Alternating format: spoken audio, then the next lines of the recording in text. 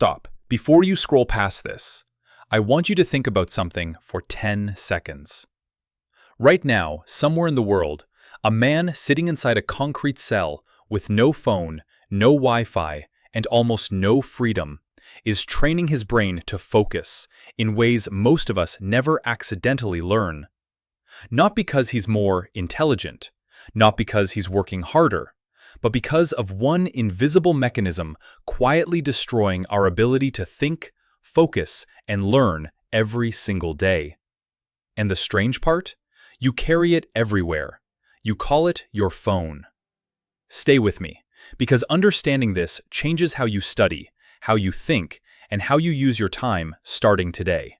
Let me show you two pictures. Picture 1. A university library, Tuesday afternoon. A student opens a laptop, takes out notes, and places their phone beside them, screen facing up. They plan to study for 3 hours. 4 minutes later, the phone buzzes. They check it, just quickly. One video becomes another. A notification leads somewhere else. 2 hours pass. They feel tired, but learned almost nothing. Now picture 2. A prison cell, same afternoon. One book, no notifications, no endless choices, just words on a page and a mind with nowhere else to go. 2 hours later, 40 pages are finished. Ideas are understood deeply enough to explain to someone else. Same human brain, same amount of time, completely different result. And this isn't about prisons being better. It's about how environments shape attention. Your brain runs on a daily decision budget, not physical energy, mental energy. Every small decision spends from it. Should I check my phone? Should I switch topics? Should I take a break? What should I do next? Each choice drains focus before real work even begins.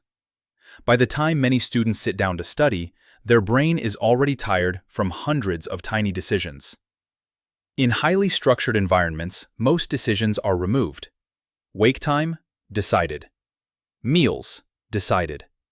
Schedule? Decided. When decisions decrease, something unexpected happens. Mental energy stops scattering, and attention finally has somewhere to stay. You don't lack discipline. Your attention is just being spent before learning even starts. And we haven't reached the real problem yet. Your brain is constantly searching for reward. Every scroll, swipe, or notification releases dopamine, a small signal telling your brain, "This feels good, do it again." Modern apps are carefully designed to trigger that signal repeatedly. Learning also gives dopamine, but slowly, after confusion, after effort, after patience. So your brain faces a choice: fast reward from scrolling or slow reward from understanding. Without changing the environment, the brain chooses fast reward almost every time. Not because you're weak, because that's how human biology works. Remove constant stimulation, and something fascinating happens.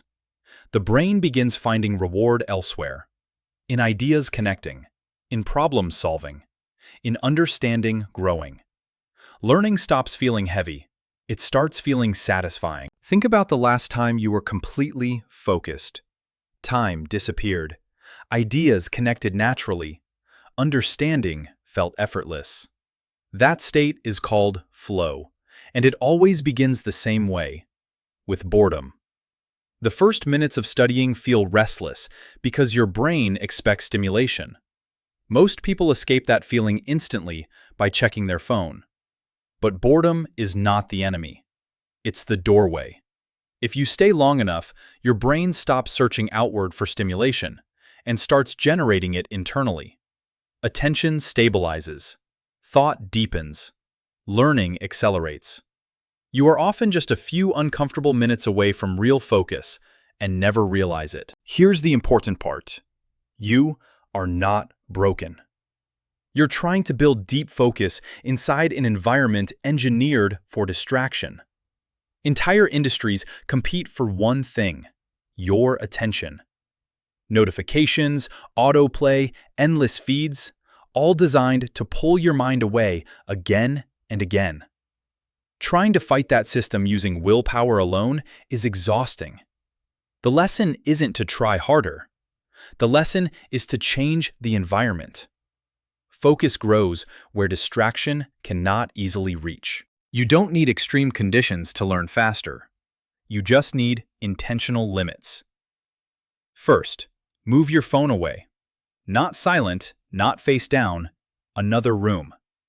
Even the presence of a phone reduces cognitive capacity. Second, create one deep workspace. Train your brain to associate one location with focus only. Third, decide everything before starting. What you'll study, how long, what completion looks like. Fourth, remove digital temptation. Block distracting apps or websites during work sessions. Fifth, survive the first 10 minutes. Restlessness is your brain resetting its reward system. Stay through it. Because shortly after, focus arrives naturally. Some of history's most powerful intellectual transformations happened in quiet, restricted environments. Not because restriction is magical, but because silence removes the noise competing for attention. You don't need more intelligence. You don't need endless motivation. You need fewer distractions. Build small walls. Sit through the boredom. Let your mind slow down long enough to go deep. Because on the other side of that silence is the version of your mind that has been waiting to focus all along.